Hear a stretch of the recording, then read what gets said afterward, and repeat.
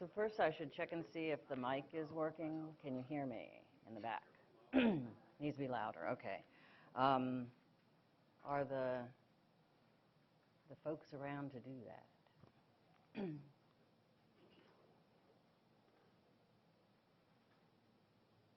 We need the mic raised. I know they were having problems with that before. I think it's apparently showing up on the video cast, so you should all just go away and watch it on the video cast, but the sound doesn't seem to be showing up here. I don't know. It's on, yeah. Is it on? Do you want to try the handheld? Well, but we also need the video cast. I can check with the... Yeah, okay, check with them, and meanwhile, I'll use this as well. Is that better? That's not working either. It's off, okay. But if I turn it on, does it work better? Yes, there we go. Okay, finally. Okay. Well, thank you so much for inviting me here to speak at an ungodly early hour in the morning, especially since I flew in from California yesterday. So it's, it's 5 o'clock in the morning. These are these times when I can sort of feel my lips moving, and I'm hoping something is coming out. It is true that I worked at the University of California. I worked there for 23 years on their Melville catalog, the Union catalog. And when I announced that I was going to leave the organization, go off on my own, I went to my boss and I said, I've been here for 23 years. If I'd committed murder, I would be out by now. It's time for me to go.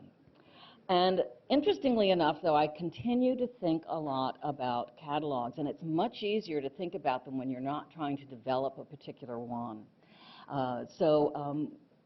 What I'm going to talk about here today are some of the things that I see happening in the world of where we might be going with library catalogs, library cataloging, and some sort of high-level ideas of where I think we might be wanting to go.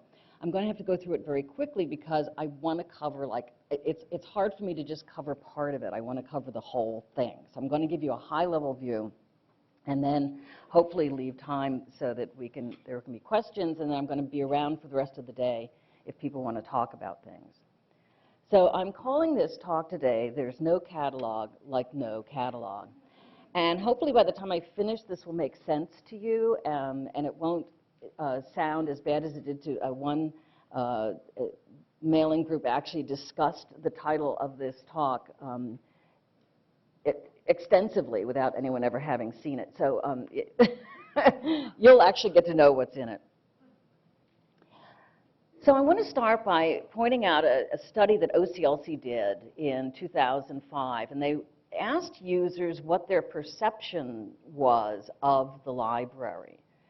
And amongst the things they asked them first it turned out that they asked them whether or not they used the library and whether or not they used the library catalog, and 50% of them said that they used the library catalog at least once a year. But in terms of where people start their work, they start their searches, 2% start their search at the library website. And all the rest of the searching is basically outside of the library. So this is the situation that we have, which is that our users are not beginning their work in the library catalog. And the question that I want to pose to you today is, maybe that's okay, maybe it isn't.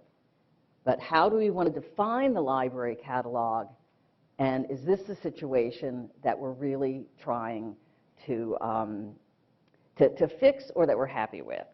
So in order to sort of show you a little bit about how people do searching, which I'm sure you're well aware of, but I want to do a little bit of role playing. For a few minutes, I'm going to pretend to be a typical undergraduate. And I'm about to take a class, a literature class, and the professor has told me that has on the reading list Lolita. And I'm 18 years old, and I've sort of heard of Lolita, but Sue Lyon is old enough to be my grandmother at this point, right? And so I need to find out a little bit more about this book. So being an undergraduate, what do I do? Of course, the first thing I do is I go to Google. So let's see what happens when we go to Google.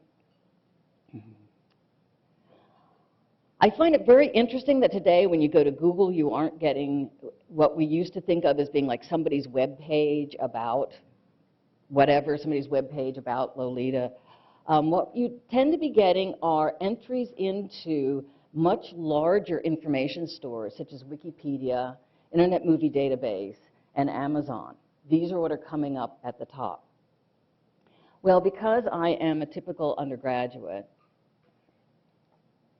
I'm going to take the very first thing that Google suggests that I do, and that's going to be to look at Wikipedia. Wikipedia, the entry here is really interesting. It's just stunning. It goes on. You will see it is extremely lengthy. It starts out by giving you a little bit of intro at the top, some sort of basic facts. It gives you a very quick sort of resume of what's going on. If you look at the contents, the table of contents is huge. You get plot summaries. Now, we all know that this is Wikipedia, and therefore some of this might be just bunk, right? But if it is, there's definitely a lot of it. And you can see, you can look at all of the links in here. Now, some of this is hot links to other terms in Wikipedia, which I find to be not terribly interesting, but a lot of it is links to really good other information on the net. We get the real-life prototype, what Nabokov's afterward. We find out that it was done for TV and movies. We get actual references, external links. We get I find interesting all of the works of Nabokov listed at the bottom, so you learn, even though you've looked up Lolita, you find out that that isn't the only thing this person has written. And then, of course, something very key that you get in Wikipedia is you get something called edit this page. In other words, you could go ahead and edit the page. It's not just for you to read. It's not read only. It is read write.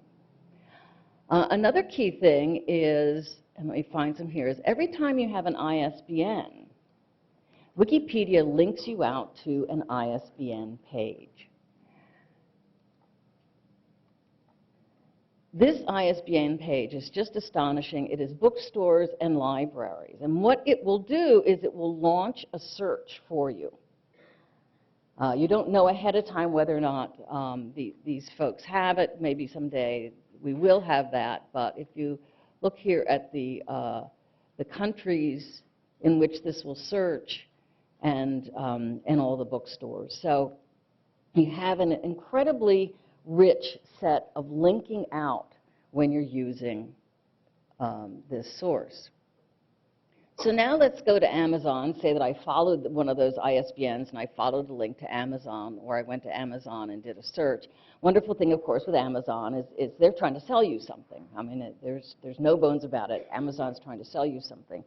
And so they're trying to, when you type in the word Lolita, and they have lots of different things that they sell, they don't know which one you're looking for. So you get the books, you get the movie, you get the shoes, the glasses, and the martini glasses, all of them being offered to you on Amazon.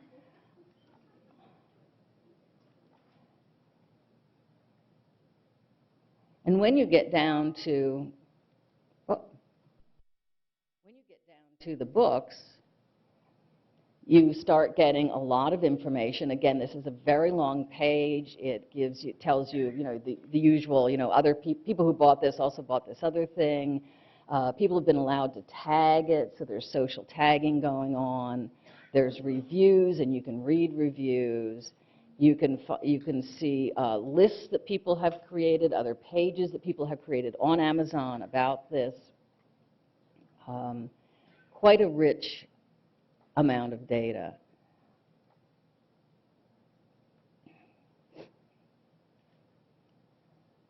Including someone who has decided to do an entire sort of psychoanalyzing Humbert site on Amazon itself, which I find very interesting. A more sophisticated user, and probably that means a librarian, may have gone to Library Thing. And I'm sure you've all taken a look at Library Thing, which is just a great amount of fun. One of the nice things about Library Thing is you do get a lot of the social information. So you see how many copies there are out there of Lolita. You can see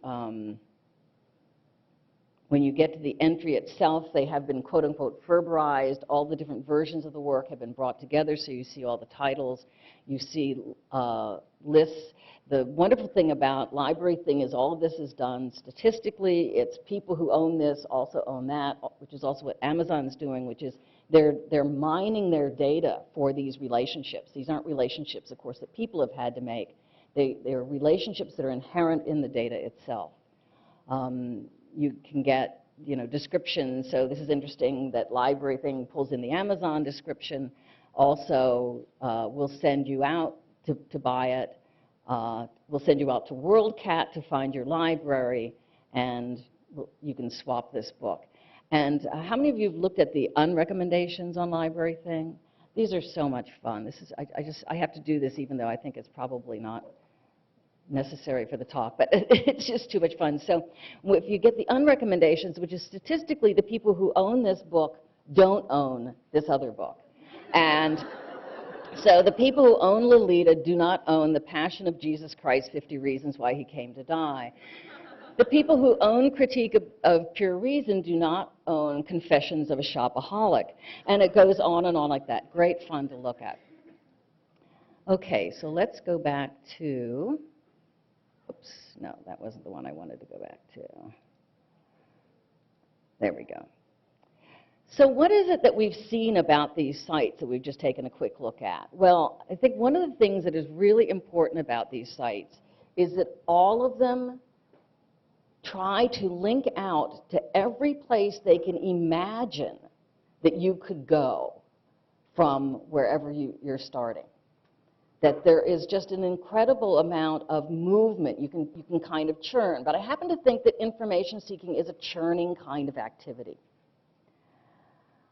They also all, so there's no dead ends, which I think is very important. They also all allow user participation, sharing of information, and many of them allow you to, in some ways, grab the information and make use of it on your own through things like APIs or other ways that the data is available. Interestingly enough, most of them also link to libraries. So let's see what happens when the user follows one of those links and goes to the library. And this is what the user gets when they go to the library. This is, I'll show you two different systems. This one is an Aleph system. But you can see you get the basic bibliographic information, you get the call number, and if you can see down there, there's the status, which shows that it's either out or missing at UCLA. Go to this, I got this from my local public library. And this one, I think is excellent that at the highest level you see what, that there are copies available. And this is what I think people go to the library catalog for, and I think they get exactly what they expect. And this is good. This is very good. So we are providing the service that I think most users expect, which is at a certain point, when you've done some research and you decide, now I think I want to get something and read it or get a book from the library, we let them know, does the library have it and is it available? Very good. But I wonder if we aren't selling ourselves short. I mean, I wonder if we really want to stop there and be that particular function. Or do we want to expand our ideas? We are now in the process of getting a new set of cataloging rules, resource description and access, RDA, that would presumably replace AACR2. And these are based on the functional requirements for bibliographic records. And the functional requirements are functional because they talk about what functions we want our bibliographic records to perform. And in particular, they talk about it in terms of user tasks. So these user tasks are the basic requirements for our records and for our catalogs. And they go like this. First, the user wants to find, so that's the search function. Then they need to identify, that is when something pops up on the screen, you need to be able to understand what it is. Out of everything that comes up on the screen, you need to be able to select the one that you're interested in, and then you want to obtain it. So I think we saw that perfectly in the Lolita example, that they did a search on Lolita, saw that there were various, books available, select it and get it. This is a very linear and very narrow view of how people interact with information. As a matter of fact, I think this is a perfect description of the person walks up to the card catalog, opens the drawer, finds something, looks at all the different editions, decides, which one they want, write down the call number, and go to the stacks. I mean, we've made it a little bit better today because the catalog is online and we can tell people right off before they go heading off anywhere whether or not the book is on the shelf, which is a wonderful service. But look at how narrow this is.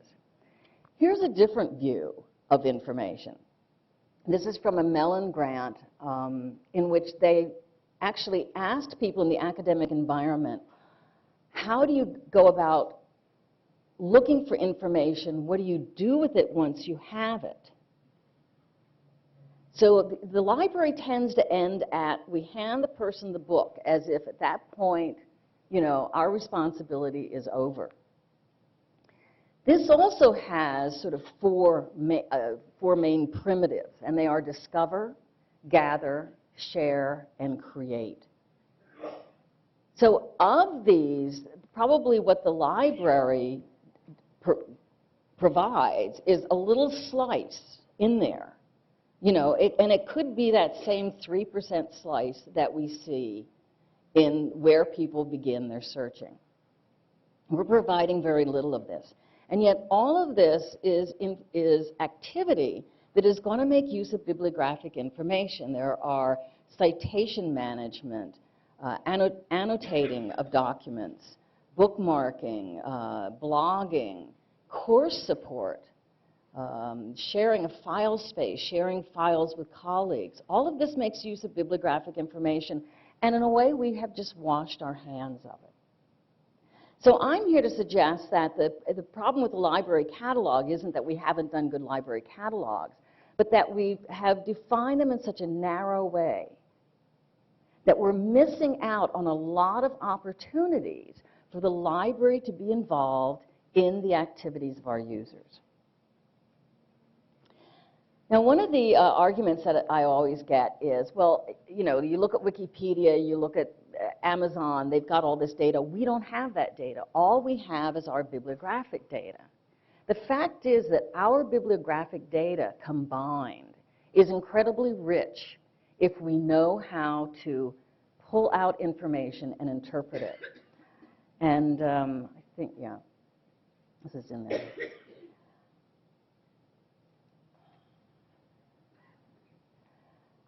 So have you looked at WorldCat Identities, which I think is just wonderful? WorldCat Identities is basically data mining of WorldCat. And if you think about what we have in a typical authority record about an author, there's very little there for the user. There's the author's name and some variations on the name, and that's it.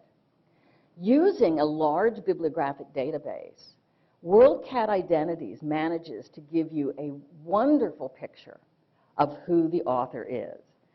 And this Vladimir Nabokov, the first thing you find out is that WorldCat has over 1,000 works in almost 3,000 publications, 39 languages, 162,000 library holdings.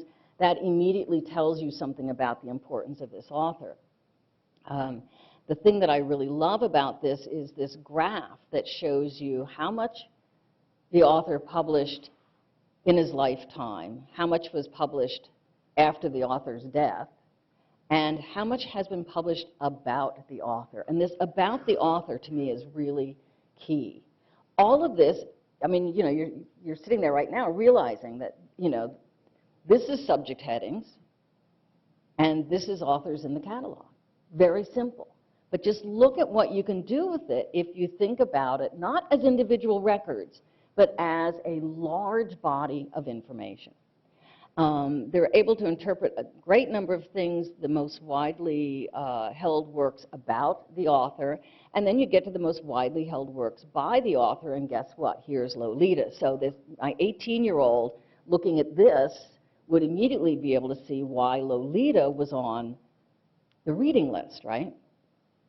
Um, I just learned through a posting of Lork and Dempsey's where they get this audience level, which I've wondered about. But the audience level, basically, they look at whether it's academic or public libraries that hold it. And then they develop an audience level from that, which I think is very interesting. It may not be totally accurate, but it was an interesting kind of data to pull out of the WorldCat database. Related names, tag cloud, and of course all of the wonderful pictures. Now, if you're wondering whether or not this really does tell you anything about authors, I'm going to give you two other examples. The first one being the person who I think of as poor Emily Dickinson, because it's hard to think of her any other way. This is what she published, what was published during her lifetime, down here. This is what was published after her lifetime, and we're getting up, here's 2008, should be about here. This is what is published about her. From this, just from this, you can tell that this is a vital, important author that is currently being talked about in our literary world. And, you know, you get the usual, all of the information about her. Now, in comparison, I don't know how many of you had lived through this dreadful era, but the era of Rod McEwen. Anyone remember Listen to the Worm? Okay, so here is like Rod McEwen's publications. You can go through the 60s and 70s, and then you see that a new generation is born about every 7 years, and his books get published again. But these little dots here are the works about him. And one of them is by Glenn Yarborough, so you get a sense of where this man stands in the literary canon just by looking at this. So the fact is we do have this really rich information, not perhaps in a single small library, but collectively, and we work collectively, and we are one big giant library of information that we should be able to make use of. So what are some of the issues? Why are we having such a hard time? You know, the people go to Wikipedia, they go to Google. Why isn't the library catalog in this mix? And part of the reason is the difference between being on the network and being in the network. Library catalog, we say, oh, but our library catalog's on the network. Well, there's a doorway to it on the network. There's a web page where you can get a link and you go out to the OPAC. Our data is tucked away, hidden away in databases. If we were in the network, our data would be out there, floating around the network somehow, and I'm not saying we're going to just toss all of our MARC records out there. I think we have a lot to do before we can achieve this, but our data would be out there. It would be out there floating around with all of those other sources. It would be out there so that you could link our data to Wikipedia, that you could cite our data in Amazon, that users would see these together. So I find it interesting that when Brewster Kahle of the Internet Archive decided that he wanted to create a library catalog for the Open Content Alliance, he did not at all think about creating a database. He thought of his first idea was, we want one web page per book. Well, he's Brewster, and I don't know if you've ever heard Brewster speak, but Brewster is very expansive and never does anything halfway. So the project now is to do one web page for every book ever printed, is his goal. Don't know whether they'll achieve it, but it shows a difference in thought about how you present this data in a web-based world. So you can go to the Open Library. It's demo.openlibrary.org. Put in Lolita. You get a book page. They've recently added the connection to Google Book Search that just came out this week. So you can go back and find it in Google Book Search. An interesting thing is that authors have their own pages. In library data, authors are buried in the bibliographic records because users never really see the authority record, and why would they want to see the authority record? It really doesn't have much for them to see. But like sort of the WorldCat identities, they are creating a separate page for the author. And they're talking now of creating separate pages for publishers, separate pages for series. And what does it mean? It means that you could connect this author page. In other words, you could talk about Nabokov and link to this without having to link to any particular one of his works, because now the author has his own page. And if the publisher has its own page that points to all the books, you could talk about the publisher and point to that without having to point to, all of the different bibliographic entities. So this is a concept of giving each part of this bibliographic description its due and allowing it to have its own identity on the web. And all of this moves us toward this thing that is called the semantic web, which I have to admit that 4 or 5 years ago I hated and thought was really stupid, and I'm beginning to warm up to it, that conceptually the semantic web would allow us to make great connections to our bibliographic data by allowing things like an author to be pointed to on its own, or to have its own place on the web, or to have its own identity, and to be able to connect to other things. And by doing that, and by getting our data onto the web, we then hopefully become part of this whole picture, so that Wikipedia is there, and you can see Wikipedia, you can see the library, you can see WorldCat identities. All of this can be connected together, and it becomes this one big web of data, and the library is part of it. So now I'm going to run you through some stuff that's a little bit technical, but I want you to sort of know that what I see, at least, as happening that would move us forward in this area. The first thing is that we have to recognize that this is not where our users do their information seeking or even their intellectual work. This is where they do it. We can't ask them to come to the library. And the amazing thing to me about this, and this was from something that occurred to me one day when I was in the stacks at the Berkeley Library, which is, when I'm here, I have access to all kinds of great information resources. If I've forgotten an author's name, I can quick Google it. I have access to databases. If I'm thinking about a journal article, or if I see a citation to one, I can Bing, I can go to it, find out where it is, and if I can get it, maybe even get it immediately online. When I'm here, I have none of that available to me. So one of the things we have to do is we have to integrate these two environments. And one of the ways that people are trying to integrate these environments is by adding more and more into the library catalog. I happen to think that we might be better off going in the other direction, which is moving our data out into the rich information resource that is this. So the next generation catalog, or cataloging, is based on some activities.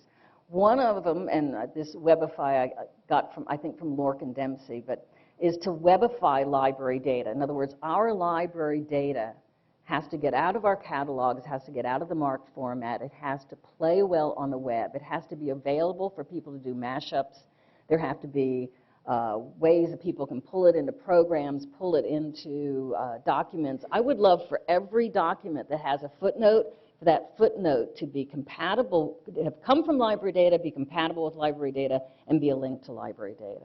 And there's no reason why that footnote should be something completely separate in another world, when most of the time, where do they get the citation to begin with? From something they got from the library.